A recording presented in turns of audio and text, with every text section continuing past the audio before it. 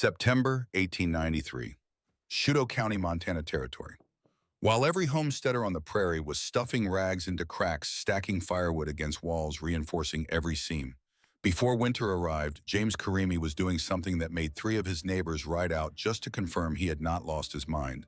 The man was building a wall, not connected to his cabin, not touching his cabin, not surrounding anything, not enclosing anything. Just a freestanding arc of stacked stone, 60 feet long, curving like a crescent moon, standing alone in the middle of an open field 50 feet north of where he had driven the stakes for his future home. Robert Hargrove, who owned the largest ranch to the east and whose opinion carried more weight than any landlord or circuit judge in the county, sat on his horse at the edge of the property and stared at the thing for a long moment before he called out, "Karimi, what exactly are you building out there?" James did not look up immediately. He placed one more stone, felt its weight settle, pressed his palm flat against it to test the fit. Then he straightened. "A wind wall, sorry," he said. Hargrove looked at the arc of stone. He looked at the stakes 50 feet to the south. He looked back at the wall. "That wall is 50 feet from where your cabin is going to stand." "Yes." 50 feet of open air between a wall and a house does not protect a house. "Winter will answer that question," James said. And he bent down and picked up the next stone. Hargrove sat on his horse a while longer watching.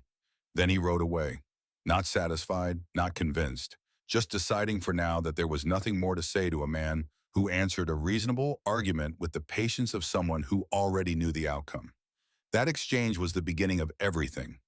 Not because either man was wrong about the other, but because they were speaking two entirely different languages, and the only translator between them was a Montana winter. James Karimi was 42 years old that spring. He had been born in 1851 in a stone village at 8,000 feet elevation in the Hindu Kush Mountains of Afghanistan, the son of a stonemason, the grandson of a stonemason, the great-grandson of a stonemason, and 4 generations before that, the same. This was not a family trapped by circumstance. It was a family shaped by necessity into something that looked from the outside like legacy. In the Hindu Kush, a stonemason did not simply build structures. A stonemason decided who lived and who did not. That was not poetry. That was the practical truth of a mountain landscape where winter winds screamed down from peaks above 16,000 feet with a force that killed not through cold alone, but through the relentless, patient pressure of moving air that found every gap, every crack, every imperfection in every wall, and pushed through it like water through a sieve. The villages of that region had learned something over centuries of loss. Fighting the wind directly was a fool's errand. Wind was not an enemy you could meet head-on. It was patient in ways that no human being could match. It had no fatigue. It had no doubt.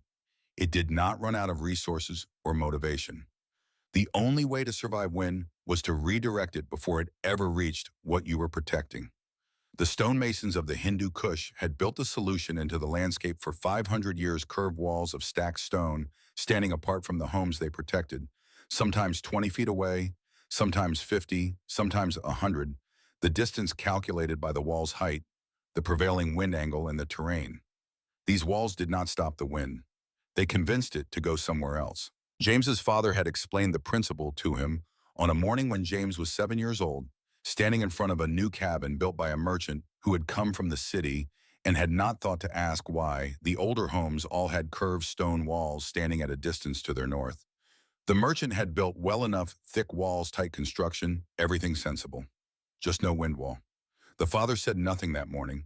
He simply told James to watch the chimney smoke at dawn. The merchant's smoke blew horizontal, torn apart by wind the moment it left the chimney, scattered before it had risen 10 feet. The Karimi chimney smoke rose straight up, a single white thread against the gray sky, undisturbed, because the curved stone wall the grandfather had built 30 years earlier was standing 60 feet to the north, and the wind had gone somewhere else. That, James's father said, is the only reason we are standing here to watch. But the physics were not what drove James Karimi across 3 continents to a strip of Montana grassland. Physics could be read in books. What drove him was simpler and far more personal. His brother Hassan was 21 years old when he built his first cabin in a new valley. He was 2 years older than James, confident in the way that 21-year-olds are confident, skilled in the way that sons of skilled men are skilled. He knew about wind walls. He had watched them built since he could walk. He understood the principle. He was simply certain that he could wait one season, that the winter would not be severe enough to demand the wall immediately, that next year when there was more time and more stone, he would build it properly. He was wrong. The winter came hard and early. By the 14th day of the worst cold, the fire in Hassan's cabin had burned through everything he had prepared. The wall he had built was solid, the chinking, careful, the roof tight. But without the wind wall, standing guard 50 feet to the north, the wind hit his cabin at full force, and the pressure differential it created drove cold through every microscopic gap he had not even known existed. The heat left the cabin faster than the fire could produce it. By midnight, the fire had fallen to embers. By morning, it was out. James found him at first light. Hassan was seated with his back against the north wall, eyes closed, one hand still wrapped around a piece of firewood he had never had the chance to put on the fire. The hand was rigid. The wood was cold. James stood in that frozen room for a very long time. He did not speak. Their father was behind him in the doorway, and neither of them said anything because there was nothing to say that would make it mean something different than what it meant. Later, walking back, the father said one thing only. He knew what needed to be built. He simply believed he could wait. That is not ignorance. That is a different kind of mistake entirely. James Karimi was 16 years old. He carried that morning with him for 26 years across a mountain range, across two oceans, through construction sites in New York and Chicago, through hired man work in St. Louis and Omaha, through 6 years of methodical westward movement toward a government that was giving away land to anyone willing to work it. Every stone wall he had ever built in his life, he had built with Hassan's hand in his mind. When he drove the first survey stake into the Chouteau County ground in April of 1893 and paced out the crescent shape 50 feet to the north of where his cabin would stand, he was not demonstrating a technique. He was keeping a promise to someone who no longer existed to collect it. James had left Afghanistan in 1887, 36 years old, with a modest sum of money, a pair of stonemason's hands that could read stone the way a river pilot reads water, and a knowledge of wind that no textbook in the world had written down, because the people who held it had never needed to write it down. They had simply built it into stone and passed it forward through their hands. He worked construction in New York for 2 years. Nobody asked him where he was from when he was laying a level course at 8 feet in cold weather. The work spoke clearly enough. Then Chicago for a year, then westward through the pattern of newspaper reports about the Homestead Act, a federal promise that land was available to any man willing to claim it, work it, and stay. Margaret Karimi, his wife known to everyone who met her as Maggie, followed 2 years after he was established enough to send for her. She was from the same village in the Hindu Kush. She was also the daughter of a stonemason. She had grown up watching the same grandfathers build the same curved walls for the same reasons.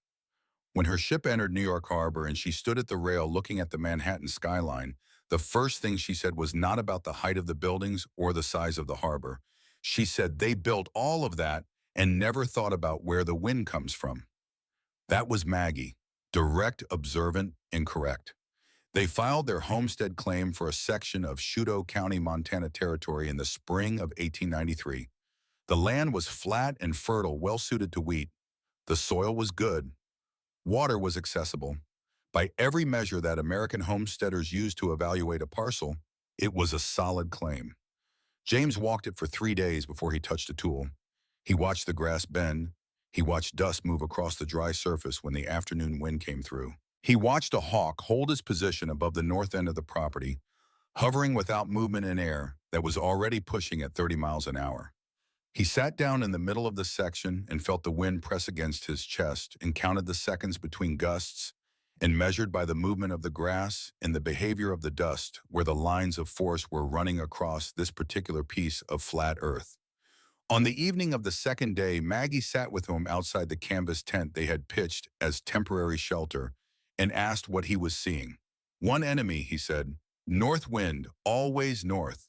It comes from Canada, hundreds of miles of nothing between here and there. No mountains to slow it, no valleys to redirect it. Just open land and then us. Simpler than home, Maggie said. Simpler to aim at, harder to ignore. He looked north into the darkening distance. The people here fight the cold.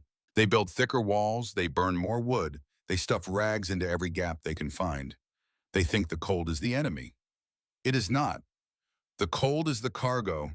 The wind is the delivery. Stop the delivery, and the cargo never arrives.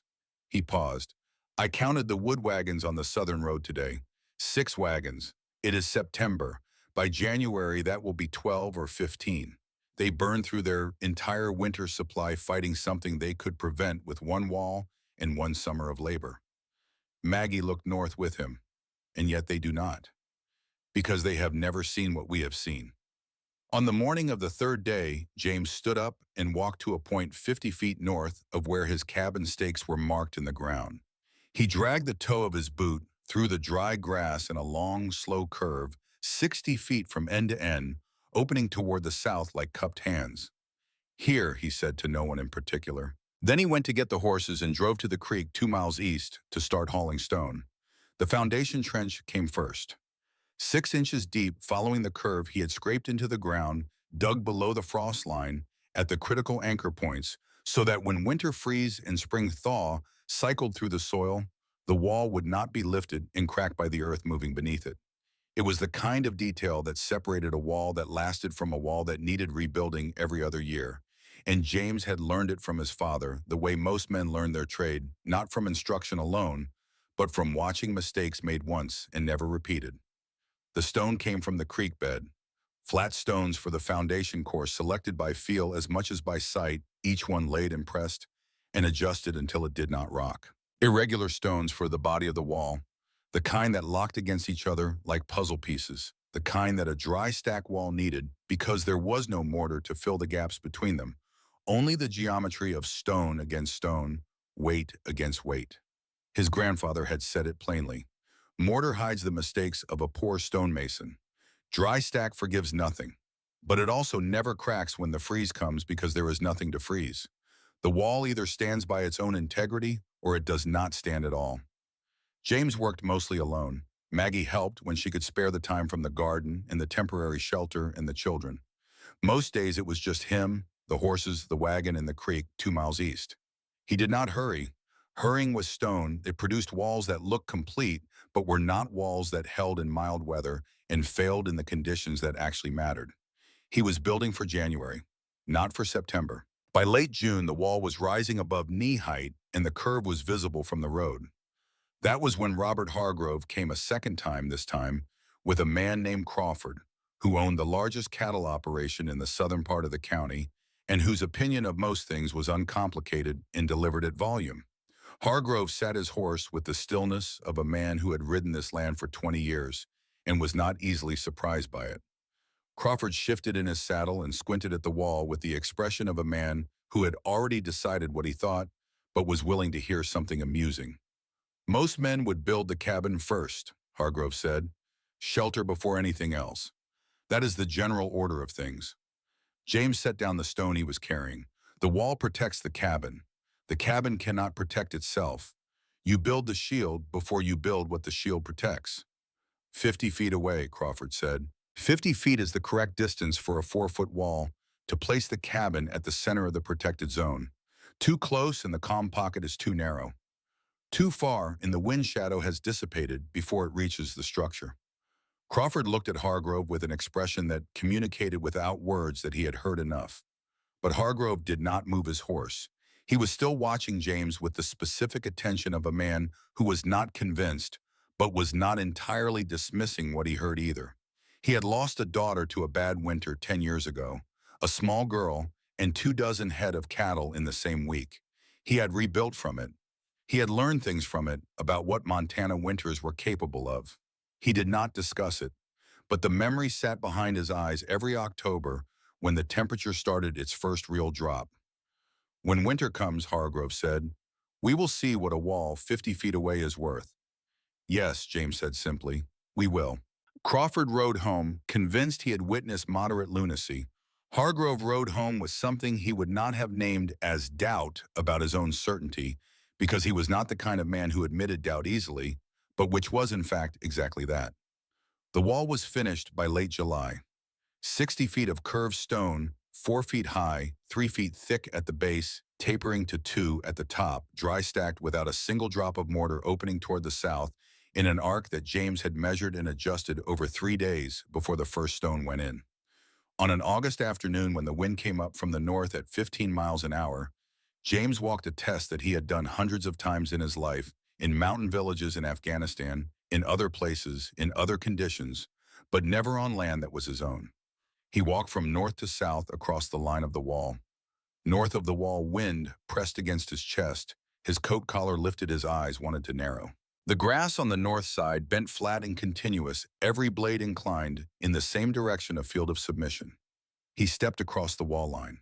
The grass on the south side stood straight, not reduced, not partially calmed, straight, still unbent, as though the wind had simply decided that this particular patch of ground was not its concern. The air against his face was motionless. His coat collar fell back against his neck. The noise that the wind made against his ears on the north side was simply gone. He stood inside that stillness for a moment that had no practical purpose. The testing was already complete. The wall worked exactly as 5 generations of Karimi stonemasons had known it would work, because the physics of air flowing over a curved barrier do not change between the Hindu Kush and Shudo County, Montana. Wind does not care about geography. Wind only responds to obstacles. But James stood there anyway, because the stillness behind that wall was not just the absence of wind, it was the shape of a promise kept. It was the answer to a frozen room in Afghanistan and a hand wrapped around a piece of firewood that was never burned. He placed small stones along the ground to mark where the calm zone ended, pacing the distance. The protected area extended 90 feet behind the wall before the wind began to reassert itself. His cabin would sit at 50 feet inside the strongest part of the shelter, where the wind velocity was reduced by 60% or more. He walked back to the canvas tent where Maggie was preparing the evening meal. She looked at him once and understood without asking. "It works," she said. "It works," he said. That was all that needed saying between two people who had both grown up watching the same walls protect the same families from the same kind of cold. The cabin went up in August and September, using methods that were standard for every homesteader. In the territory, log walls, moss and clay, chinking a sod roof for insulation, a stone fireplace on the north wall. Nothing unusual, nothing expensive. The same materials and techniques that every other settler in Shudo County was using. The only difference was position. The cabin stood 50 feet south of the Crescent wall inside the calm zone that James had mapped with small stones on the day he tested his work. By late September, both structures stood complete. The wall looked to anyone passing on the road like the remnant of something ancient and inexplicable, a fragment of a larger structure that had lost its purpose, a religious monument perhaps, or the border marker of a civilization that no longer existed to explain it. It stood alone in its field with no obvious relationship to the cabin 50 feet away, and it generated with quiet efficiency exactly the kind of conversation that James had predicted it would generate. William Aldridge, the land agent who had processed the homestead claim, rode out in late September with a piece of paper and an uncomfortable expression. "Karimi," he said, "I've received complaints from town. People are saying you've built a religious structure on homestead land. The Homestead Act does not permit that use." James set down his work and looked at Aldridge directly. "Walk with me." He led the land agent along the foundation of the wall, pointing as he went. No roof, no door, no altar, no symbol, no marking of any kind. Stone stacked on stone, 4 feet high, 60 feet long, curving toward the south. "This is a windbreak," James said. "My people have built them for 500 years. They protect homes from mountain gales. This one will protect my home from prairie gales." Aldridge looked at the wall, then at the cabin, then at the 50 feet of open ground between them. "A wall 50 feet from your cabin. Wind does not stop at a wall. Wind goes over a wall and continues traveling upward rather than forward. The air immediately behind the wall is undisturbed for 100 feet or more. My cabin sits inside that calm zone." Aldridge was quiet for a moment, writing in his notebook with a pencil he held too tightly. "If this is not what you say it is," he said finally, "there will be formal challenges. Challenges that could affect the status of this claim." James met his eyes and did not look away. "Recorded as an agricultural windbreak structure. That is what it is." Aldridge wrote it down, closed the notebook, looked at the wall one more time, as though waiting for it to reveal something it had been concealing. Then he mounted his horse and rode back toward town. Maggie watched from the cabin doorway. "They think it is a temple," she said when James came back. "Let them think it," he said. "The first hard freeze will think for them." The temperature that night dropped to 22 degrees. A preview, a taste of what was building to the north. James went outside after dark and stood behind the wall in the stillness it created, looking up at stars that were very sharp and very cold, and thought about what was coming. He had built the shield. Now all that remained was to survive long enough for the shield to prove itself. October arrived in Shudo County the way a creditor arrives without announcement and without patience. The first hard frost came on the 8 thin white coatings across the grass that burned off by mid-morning, but left a residue of understanding in the air, a reminder that the pleasant months had been borrowed time and that the account was now being called in. The cottonwood trees along the creek bottoms went yellow in a single week, as though the cold had reached into them and pulled the color out by the roots. The sky took on the particular quality of light that old-timers recognized, and younger settlers were still learning to read a high, thin brightness that gave warmth without giving warmth, that illuminated the landscape with perfect clarity while doing nothing at all for the temperature.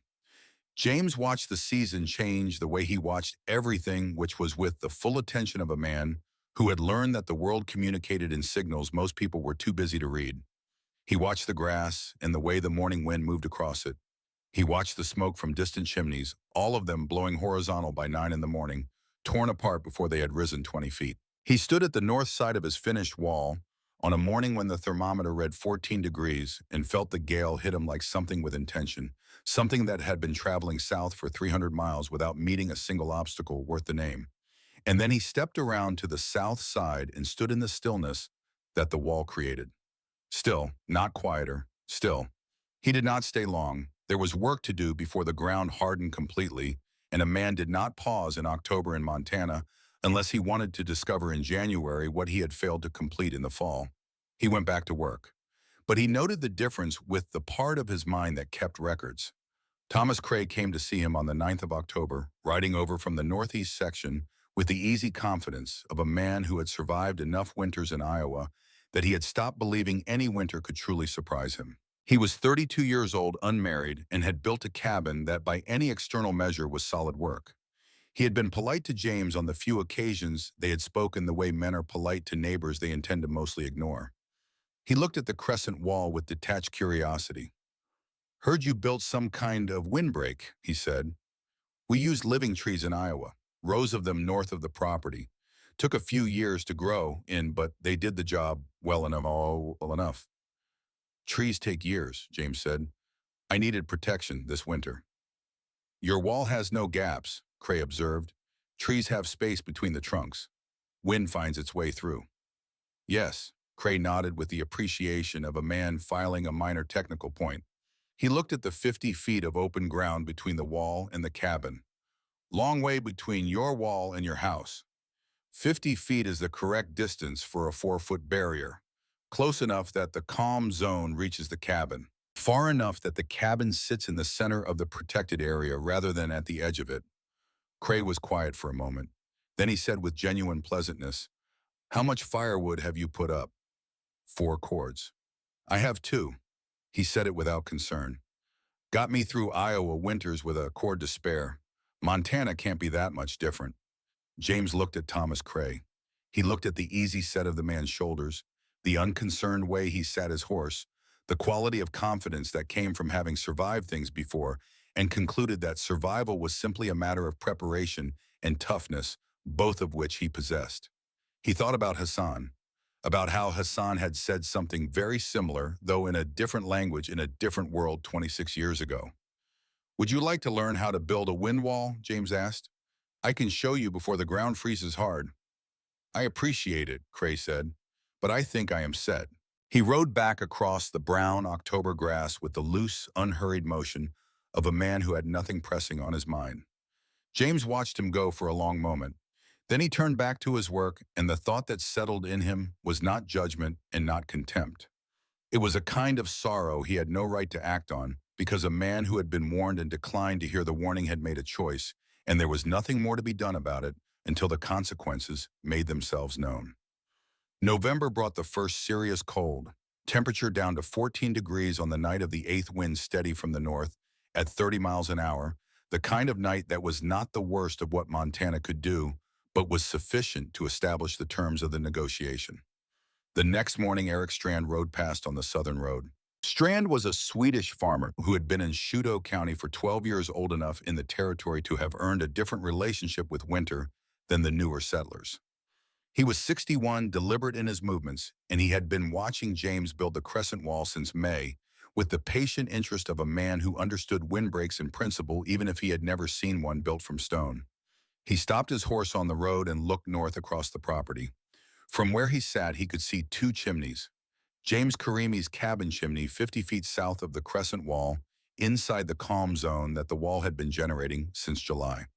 And Robert Hargrove's ranch house chimney, a quarter-mile east, standing exposed on open ground, the way every other structure in the county stood facing the wind without mediation. Hargrove's smoke was horizontal. The wind caught it the moment it left the chimney and laid it flat, tearing it apart in a continuous horizontal stream that vanished within 30 feet. Karimi's smoke went straight up, a single pale thread rising in perfect vertical stillness, undisturbed, as though the wind that was currently laying every other chimney smoke flat in the county had simply forgotten this one existed. Strand sat on his horse and looked at those two chimneys for a full minute. Then he took a small notebook from his coat pocket and wrote in it with a pencil. He wrote the date and the wind speed as best he could estimate it in a single line of observation. He put the notebook back and wrote on. He had been a farmer long enough to know that the most important things were usually the simplest things, and the simplest thing he had just seen was this one family's chimney smoke was behaving differently from every other family's chimney smoke in the county. And the only variable between them was a curved stone wall standing 50 feet to the north of one house and nothing at all standing 50 feet to the north of the other. By mid-November, the community of Shudo County had organized itself without anyone planning it into the configurations that communities always adopt when something they don't understand is happening in their midst. There were those who had decided the wall was peculiar and foreign and probably religious in nature, and who communicated this view with the confidence of people who felt that their unfamiliarity with something was itself a form of evidence against it. There were those who had no opinion and wanted none, being too occupied with their own preparations to invest thought in a neighbor's eccentricity, and there were those few who were watching carefully and reserving judgment. Robert Hargrove occupied a complicated position in this arrangement. He was not a man given to gossip or to the kind of group opinion-making that happened at the general store and the saloon in Fort Benton. His instinct was always toward the concrete and the demonstrated. He had seen the wall. He had felt the stillness behind it on that September afternoon when James had led him and Crawford through the Crescent's arc and the wind had stopped as though a door had been closed. He had not forgotten that, but he had also not integrated it into any view he was willing to act on, because acting on something unproven was not how Robert Hargrove had built the most successful ranch in the eastern section of the county. His wife Clara was 43 years old and had a different relationship with unproven things. She was the one who had lost a daughter in the winter of 1883, a small girl of 4 years who had developed fever in a cold snap, and whose fever had been made worse, the doctor said afterward, by the constant chill of a cabin that could not hold warmth against the wind pressure that drove cold air through the chinking and under the doors in a continuous invisible current. Clara had never stopped connecting that winter to the specific quality of the wind that had blown through those weeks. She remembered the sound of it. She remembered how the fire had burned and the room had stayed cold anyway. In September, before the wall was quite finished, she had driven the wagon past the Karimi property on an errand to the south end of the county. She had stopped on the road and looked at the crescent of stone. She had gotten down from the wagon and walked to the south side of the wall and stood in the stillness. It was already generating even before completion, and stayed there for perhaps 3 minutes while the wind ran across the field on the other side of the stone and went somewhere that was not where she was standing. She did not tell Robert. She filed it in the part of her mind where she kept the things she understood but could not yet explain.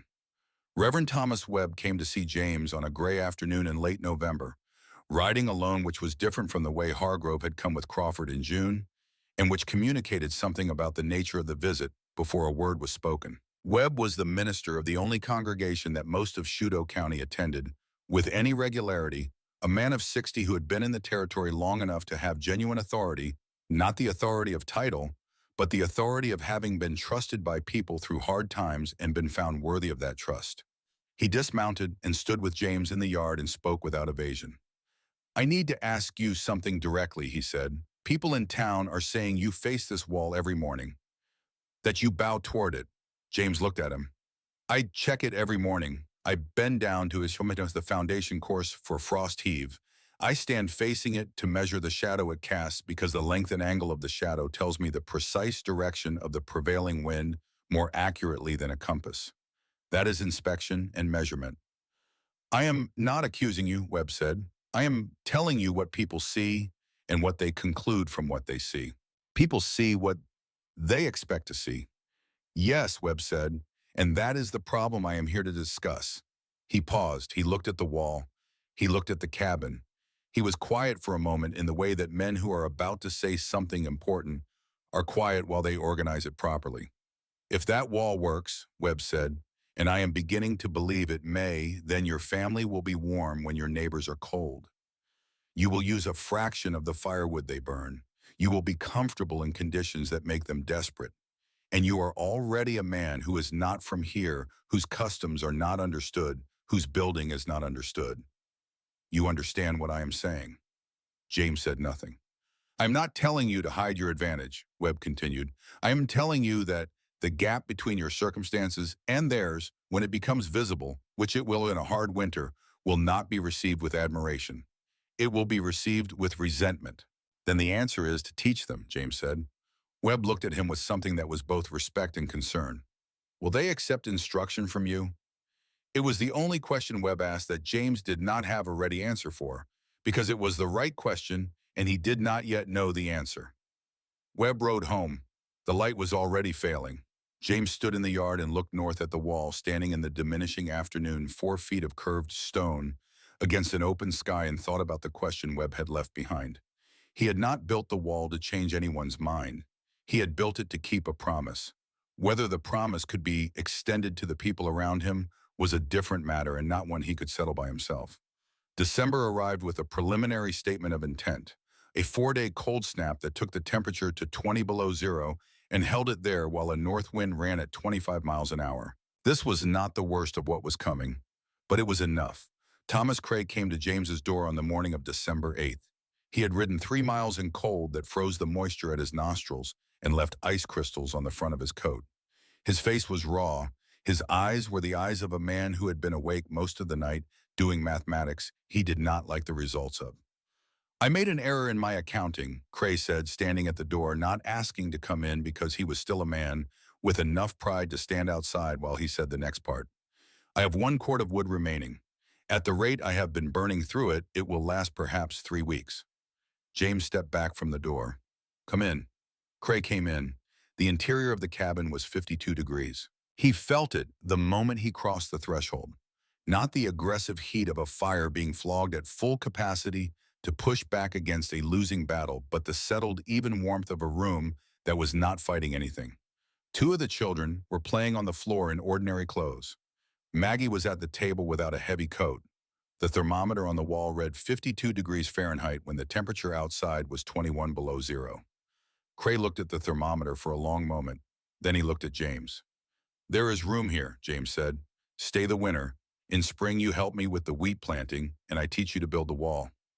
Cray was 32 years old and had lived alone for 6 years and had come from Iowa with the certainty that a competent man could handle whatever came at him if he prepared properly. He stood in a warm cabin in December in Chute County, Montana, and looked at a thermometer that said 52 degrees and thought about the cord of wood he had left in the weeks that still remained until spring. "I accept," he said. No other words were necessary. The 2 men understood each other without them. January 7th, 1894. The system came down from Canada without much advance notice beyond what the sky had been saying for 2 days to anyone who knew how to read it, a deepening high thin cloud, a particular stillness in the morning air that was not calm, but compression, the atmosphere pressing down before the cold front behind it arrived to take over. James had read those signs on the 6th and split additional wood and stacked it inside the cabin door. He said nothing about it to Cray, or to Maggie because there was nothing to be gained by naming it before it arrived. The temperature fell from 8 below zero at 6 in the evening to 36 below at midnight. By dawn on the 8th, it was 41 below, and the north wind was running at 35 miles an hour without a pause between gusts. By the morning of the 12th, the thermometer outside the land office in Fort Benton read 47 degrees below zero. What happened to the unprotected homesteads in Chute County during those days was not a matter of bad luck or inadequate preparation. It was a matter of physics. A cabin standing exposed on open prairie and wind of 35 miles an hour is not a shelter in any meaningful sense. It is a structure through which wind moves, creating positive pressure on the windward side that drives cold air through every imperfection in the construction and simultaneously creating negative pressure on the leeward side that pulls warm air out through those same gaps like a bellows working in reverse. The cabin becomes a machine for the exchange of cold air for warm air, and the fire inside it becomes a machine that produces warmth at the maximum rate it can sustain, while the wind removes that warmth at a rate that scales with the square of the wind speed. At 35 miles an hour, heat loss to infiltration is 16 times what it is at a calm 5 miles an hour. Not 2 times, not 4 times, 16. Robert Hargrove ran 2 cast iron stoves around the clock, he and his eldest son feeding them in shifts through the nights, waking in the frozen dark every hour to keep the fire from dropping below the threshold where the cabin would begin its rapid thermal collapse. The main room held 16 degrees when both stoves were at full burn. It dropped to 2 degrees within the hour when they had to stop feeding long enough to go to the woodpile. Clara Hargrove sat next to the stove on the night of the 12th, the coldest night, and counted what remained in the woodpile. She did the division. She looked at the calendar. She looked at the thermometer. Then she looked north from the frost-covered window toward where she knew, though she could not see through the dark and the driven snow, the Karimi property lay. She thought about the afternoon in September when she had stopped the wagon and walked to the south side of the Crescent wall and stood in the air that was motionless while the world on the other side of the stone was moving at 15 miles an hour. She thought about the chimney smoke she had watched from the road in November, Hargrove's smoke horizontal, Karimi's smoke straight up. She dressed in every layer she owned. She did not wake Robert, who had finally fallen into exhausted sleep in the chair by the stove. She went outside into the killing dark. The wind hit her the moment she stepped off the porch, a force that was not weather in any ordinary sense, but something more absolute, a physical presence that had no patience for human plans or human warmth. She walked north and slightly west, keeping her face turned down and her back angled to the worst of the gust, moving through snow that was blowing horizontal so thick she could barely see the ground at her feet. Half a mile. She counted her steps without deciding to count them. The cold was of the kind that goes beyond sensation into something that simply registers as wrong, as a violation of the conditions under which living things are supposed to operate. She felt the wall before she saw it, felt the air pressure change against her face as the crescent of stone deflected the flow upward, and away felt the gust that had been pressing her back for 30 minutes simply stop. She stepped into the stillness. Snow was falling on the south side of the wall in a straight, vertical line, slow and quiet, each flake descending without interference. It was the same storm, the same temperature, the same night. She had moved 10 feet through a curve of stone and entered a different world. She stood in the dark, and the snow fell straight down around her, and she was still cold, but she was not being pushed backward anymore, and the roaring that had been in her ears since she left the house was gone. She cried, not from the cold, from the grief of understanding too late and in the worst possible conditions what had been available to every family in Chute County since July, if only anyone had been willing to understand it. Maggie opened the cabin door before Clara knocked. She had heard the footsteps in the stillness, that the wall created sounds that carried clearly in the calm zone while the storm raged just 50 feet away. She stepped aside without speaking.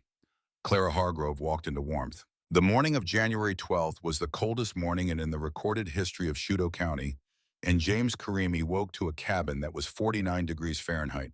He checked the thermometer twice, not because he doubted the reading, but because the number deserved confirmation. The fire had burned down to coals 3 hours earlier. There had been no one stoking it through the small hours of the morning, no one hauling wood in the dark, no one running the sustained, desperate campaign that every other household within 5 miles of this spot was running just to keep the temperature from dropping to the point where water froze indoors. 49 degrees. Fire out since 3 in the morning. 47 below zero outside. He dressed without hurrying and went to the door and opened it and stepped out into the calm zone behind the wall. The north side of the wall was invisible.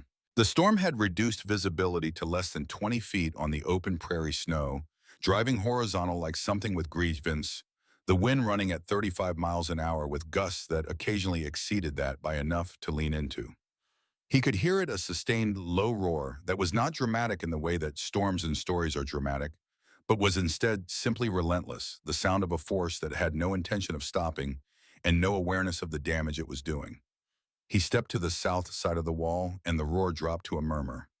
Snow fell straight down in the calm zone, the individual flakes visible and unhurried in a way that seemed impossible given what was happening 50 feet away. His coat stopped pressing against his body. The cold was still absolute, the same 47 below zero that it was on the other side of the stone. But the wind-driven component of that cold, the factor that multiplied the danger by 16, was simply absent. He stood there for a moment. Just a moment. Not to confirm what he already knew, but because some things deserved to be stood in quietly without moving on too quickly. The chimney smoke from his cabin rose straight up. He could see through the driven white of the storm the vague, dark shapes of other properties to the east, and from one of them, the Hargrove place, a chimney was visible, not by its structure, but by the behavior of its smoke, which emerged and immediately went horizontal and vanished, torn into nothing, before it had risen 10 feet above the roofline. Two chimneys, two columns of smoke, one going straight up, one gunning on in the moment it appeared. The difference between them was not the quality of the wood burning inside, not the construction of the fireplaces, not the diligence of the families tending the fires. The difference was 60 feet of curved stone standing 50 feet to the north of one house and nothing standing 50 feet to the north of the other. He went back inside and put wood on the coals and made coffee and began the day. Clara Hargrove had been in the cabin since before 4 in the morning, sitting at the table with Maggie, in the particular companionship of two women who do not share a language fully, but share an understanding that runs underneath language and does not require it. The children had woken briefly and gone back to sleep. Thomas Cray had woken, registered the presence of a neighbor woman, registered the temperature and the sound of the storm, and gone back to his corner of the cabin with the discretion of a man who understood that whatever was happening at that table was not his business. By the time James came in from checking the wall, the coffee was made, and the morning light was coming through the frost-covered window, and Clara was warming her hands around a tin cup and looking at the thermometer on the wall. 49 degrees, she said. Yes. Robert's cabin has not been above 20 degrees in 4 days. We are burning through a cord every 3 days. He has 2 cords remaining. James sat down at the table across from her. He did not say anything immediately. There was nothing useful in saying anything immediately. He needs to know, Clara said. Not from me. He would hear it from me as a wife, talking about what another man is doing differently, and he would manage to turn that into something that did not require him to change his thinking. He needs to hear it from you. Hargrove does not want to hear it from me, James said. He did not want to hear it in September, Clara said. It is January now, and his wood supply is failing in the worst cold in the county's history. She set down the cup. He is a man who respects evidence. Give him evidence he cannot argue with. James looked at her. She had walked half a mile in 47 below zero in the middle of the night rather than wake her husband to tell him she was going for help because she understood her husband well enough to know that the help had to come to him, not the other way around. That was not weakness on her part. That was a very precise reading of how a particular kind of man could be reached. He will come, Maggie said quietly from the other side of the room, not looking up from what she was doing. When the wood runs low enough, he will come. She said it with the certainty of someone who was not predicting, but simply stating what she already knew. Daniel Pruitt was 61 years old, a veteran of the Wilderness Campaign in 1864, a man who had homesteaded alone in the northeastern section of Shudo County for 7 years without asking much from anyone and without having much asked of him. He had survived battles that killed the men standing next to him. He had survived 3 previous Montana winters. He had put up what he calculated was sufficient firewood for the season based on what the previous winters had required. The previous winters had not been 1894. Robert Hargrove found him on the morning of January 14th, when the worst of the cold had relented enough to make riding possible. He was doing what he always did after a hard stretch, checking the properties of neighbors who lived alone, the kind of quiet obligation that nobody in the community had established formally, but which Hargrove had taken on years ago and continued without making a point of it. Pruitt was seated on the floor with his back against the north wall of his cabin, still in his coat, one hand resting open in his lap. The fire was long out. The wood was gone. The thermometer inside the cabin read the same as the thermometer outside. Hargrove stood in the doorway for a long time without going in. The wind had dropped to 15 miles an hour, and the sky was the high pitiless blue that follows a killing cold snap, beautiful in the way that things are sometimes beautiful, precisely because of what they accompany. He stood there and looked at Daniel Pruitt and thought about what it had cost the man to get to that particular morning. The firewood carried in all fall, the preparations made, the reasonable calculations that had turned out to be wrong, because no one in Shudo County had told him or anyone else that the calculation was not just about how much wood you had, but about how fast the wind was taking the heat through walls that had no shield in front of them. He rode home in a state that was not grief exactly, though it had grief in it. It was more specific than grief. It was the feeling of a man who is understanding with the clarity that only comes when the evidence is final and unambiguous that he has been wrong about something in a way that had consequences he did not choose and cannot now undo. He sat at his kitchen table and did not speak for an hour. Clara sat nearby and did not speak either. She had come home from the creamy cabin before dawn, before he had woken, and she had said nothing about where she had been. She would tell him, but not yet.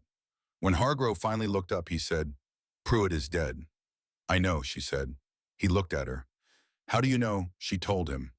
Not everything and not in order, but enough. The cord of wood, the dark, the walk, the wall, and what happened when she stepped behind it. The door opening before she knocked.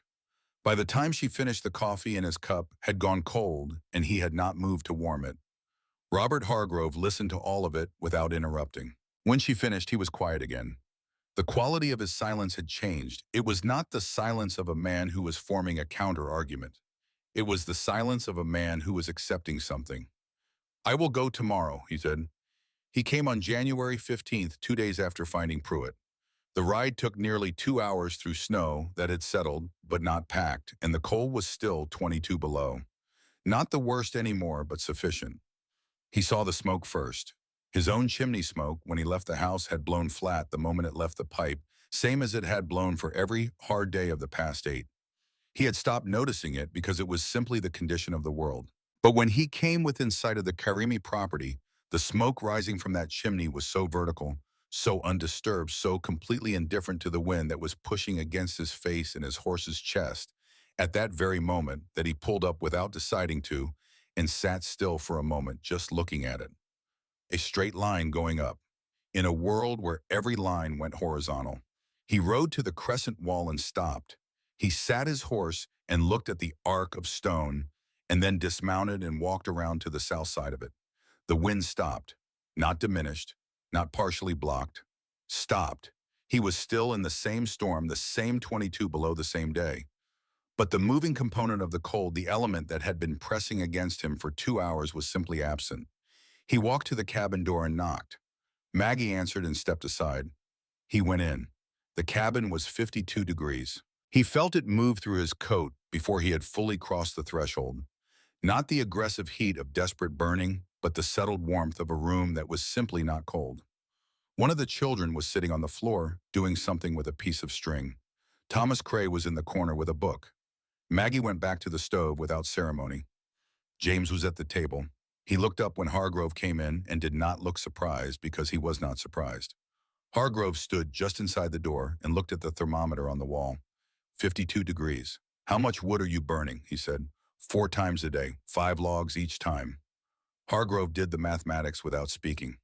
Less than half a cord every 2 weeks. He had burned through a cord every 3 days in the worst of it. His entire winter supply, which he had believed was sufficient when he stacked it in October, was going to run out before the end of February. "Daniel Pruitt died," Hargrove said. "I know. He had no protection from the wind. No. Same walls as everyone else in the county. Yes. Hargrove put his hand flat on the cabin wall, log wall moss and clay chinking. Nothing different from his own construction, nothing different from Pruitt's construction, nothing different from the construction of every homestead in Shudo County. The same wall that had been failing to hold warmth for every other family in the county during the worst cold in the county's history was holding warmth just fine in this cabin, and the only thing that was different was outside standing 50 feet to the north in a curve of stacked stone. I called it a prayer wall, Hargrove said. James said nothing. I came out here in June, and I told you that a wall 50 feet from your house could not protect your house. I told you winter would teach you. He stopped. Winter taught me instead. There was a long silence. The fire in the stove made a small sound. Outside, the wind ran across the top of the crescent wall and went somewhere that was not this room. Teach me to build it, Hargrove said. Please. James looked at him across the table. Not with satisfaction, not with anything that could be mistaken for the pleasure of having been proved right. Simply with the straight regard of one man to another who had just said something it had cost him something to say. Spring, James said, when the ground thaws, come in April and we will build yours. Hargrove nodded. That was all that was needed. Not an apology received, not a grievance acknowledged, not any of the ritual of reconciliation that gets built up around moments like this one. Two men had reached an agreement about what would happen next, and the agreement was sufficient. Surveyor Mitchell came in the first week of February with measuring instruments and a leather notebook and spent 3 days documenting what the crescent wall was actually doing to the wind. He was a methodical man with a practical understanding of the value of numbers in converting what people felt with their bodies into something they could not argue with. North side of the wall, 34 miles per hour. South side at the wall itself, 12 miles per hour. At 50 feet south, 8 miles per hour. At the cabin door, nearly nothing. He wrote in his notebook in the careful hand of someone who knew that what he was writing would be read by people who needed to be convinced. Wind velocity reduced by 76% at the cabin location, because heat loss through infiltration scales with the square of wind speed. A 76% reduction in velocity produces a 94% reduction in wind-driven heat loss. This cabin, by this measurement, loses approximately 1/16 the heat through infiltration that an equivalent unprotected cabin loses under identical conditions. He showed the numbers to James, who read them and nodded. Your grandfather's estimate was 60% reduction, Mitchell said. He was being conservative, James said. He said the number was always better than 60, but never worse. He wanted to build walls that were certain to work, not walls that only worked if everything went exactly right. Mitchell brought his numbers to a community meeting in Fort Benton in the third week of February. 30 people came, which was most of the adult population of the county, within riding distance. The meeting had been called by Aldridge, the land agent, who had spent the winter watching his early notation of James's windbreak as an agricultural structure turned from a bureaucratic technicality into something that felt more like a failure to act on available information. James sat in the back of the room. He had been invited to attend, but not to speak, which suited him. The numbers would speak. Mitchell presented his measurements. Aldridge read through the winter's accounting, one death, extensive livestock losses, multiple families who had burned through their winter wood supply before February and were now dependent on emergency purchases from Fort Benton at prices that reflected scarcity. Then Robert Hargrove stood up. The room was quiet in the way rooms are quiet when a man who does not often speak publicly stands to speak. I came to James Karimi in June, he said, and told him his wall 50 feet from his house was useless. I told him winter would teach him. I was wrong about which of us needed the lesson. He stopped for a moment. My wife walked half a mile alone in 47 below zero on the worst night of the worst winter this county has seen, because the warmest place within her reach was a cabin behind a wall that I had called a prayer wall. Daniel Pruitt died in a frozen cabin 4 miles from my house because nobody in this county, myself included, had told him what James Karimi came here knowing. He looked around the room. I am building a wind wall before next October. Anyone who wants to come see how it is done is welcome on my property. He sat down. James in the back row looked at the floor and said nothing. This was not his victory to celebrate. It had been purchased at a price he would not have chosen, and no celebration was appropriate. In March, when the worst had passed and the snow was beginning its slow retreat from the south-facing slopes, Maggie Karimi began doing what she had been doing quietly all winter and would continue doing in the years ahead, which was teaching.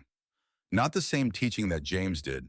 James taught the physical construction, the selection of stone, the geometry of the curve, the mathematics of distance and height and protected zone. He taught it to men who came in ones and twos in the spring with questions and left with measurements and an understanding of what they needed to build and why. Maggie taught the other thing, which was harder to quantify and more fundamental. Clara Hargrove came on a morning in late March when the ice on the creek was just beginning to loosen and the grass was showing the first thin green at its roots, and they sat at the kitchen table with coffee and talked for 2 hours. Clara had come with questions she had been carrying since the night she walked through the storm and felt the wind stop at the wall. "How did you know where to look?" Clara asked. "How did you know before you arrived that this land would need what James built?" Maggie thought about this for a moment. "We did not know this land specifically. We knew the principle. The principle is always the same. Wind is the enemy, not cold. Find the wind, redirect the wind before it reaches what you are protecting. The specific calculation is different in every place, every terrain, every prevailing direction. But the principle does not change. Why does no one here know this? Because you learned what kills you from what almost killed you. In Afghanistan, we grew up knowing that wind kills. Here you grew up knowing that cold kills. Both are true, but they lead to different solutions." Clara was quiet for a while. Outside the window, the first clear day in weeks was making the snow blindingly white. "The night I came," Clara said, "I was going to wake Robert. Then I decided not to. Was that right?" Maggie looked at her with the steady regard of a woman who had been watching people carefully for 20 years across multiple cultures and had formed clear views about what she saw. "You knew your husband," Maggie said simply. "You knew how he could be reached. You were right." This was the thing that Maggie understood that no measurement could capture, which was that knowledge was only useful if it could move from one person to another, and that the path between people was not always straight and was never the same twice. The knowledge of wind and walls that James carried from the Hindu Kush was old and true and demonstrably correct. But it would only spread through Shudo County along the paths that human beings actually used to trust each other, which were irregular and personal, and could not be designed in advance, only navigated with attention. Maggie navigated those paths, quietly, consistently, over many years. In April, when the ground had thawed enough to dig, Robert Hargrove came to the Karimi property with his eldest son and spent 3 days learning to build a wind wall from the man whose wall he had once dismissed. He came without ceremony. He worked without complaint. He asked good questions, the kind that came from someone who was actually trying to understand the principle rather than just copy the form, and James answered them with the patience of a man who had spent his life explaining things to people who were seeing them for the first time.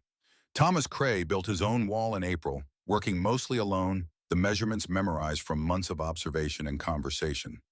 It was not as precise as James's, the curve slightly irregular, the distance from his cabin slightly short of optimal. But it stood, and it was stone, and it would do what it was supposed to do when the next winter arrived. When James came to look at it, Cray was standing on the south side of the finished wall in a light April wind, feeling the difference. "You can feel it working before it has worked," Cray said. "Before any winter has tested it. You can just feel that the air is different back here." "Yes," James said.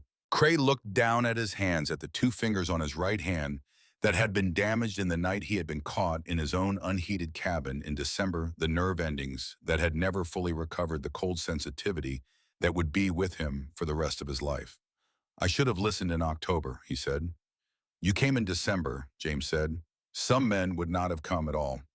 Reverend Webb came to see James on an October afternoon a year after the Crescent wall had first gone up, on a day when the light had the specific quality of late-season light in Montana clear, and a little sad, the kind of light that knows what is coming. They sat inside, and Webb asked the question he had been carrying since the previous winter.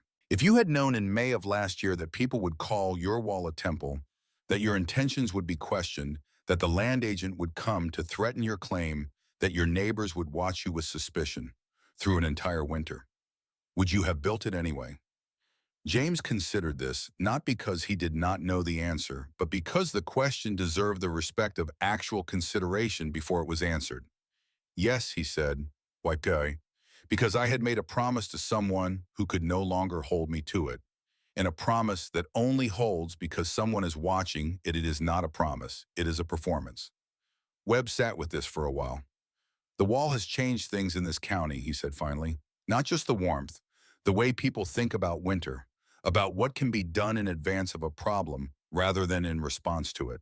That is a change that will outlast the wall itself. James said nothing for a moment. He looked out the window at the crescent wall standing in the October field, the same 60 feet of curved stone he had finished in July of the previous year, already weathering slightly at the capstones, the stone taking on the gray-brown patina of a structure that had found its place in the landscape and settled into permanence. I did not build it to change anything, he said. I built it to keep one person warm. And you have kept a great many people warm. That was the winter's work, James said, not mine. By 1902, 14 properties in Chute County had incorporated some form of wind protection. Not all of them were stone. Crawford, who had laughed at Hargrove's account of the Caramy cabin in the darkest days of the January freeze, planted 2 rows of cottonwood in a crescent pattern 50 feet north of his house that spring. He would wait 7 years for them to reach useful height, and those 7 years cost him in firewood, and in cold winters he could have spent differently. But the trees grew, and when they reached their full height, they were stronger than stone in certain ways, deep-rooted and flexible, giving before the wind rather than opposing it, and they stood long after Crawford himself was gone. Strand built a wooden wall as a temporary measure, while his tree rows matured, understanding that the principle was more important than the material, and that something imperfect and immediate was more useful than something perfect and delayed.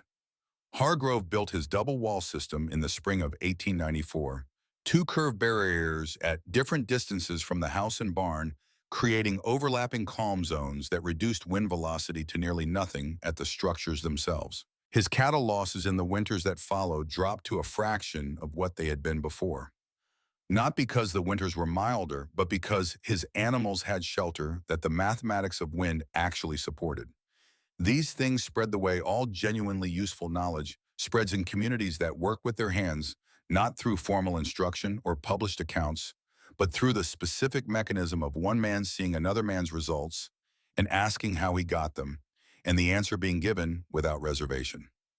James Caramy lived on that section of Chute County land for 28 years until his death in the autumn of 1921 at the age of 70.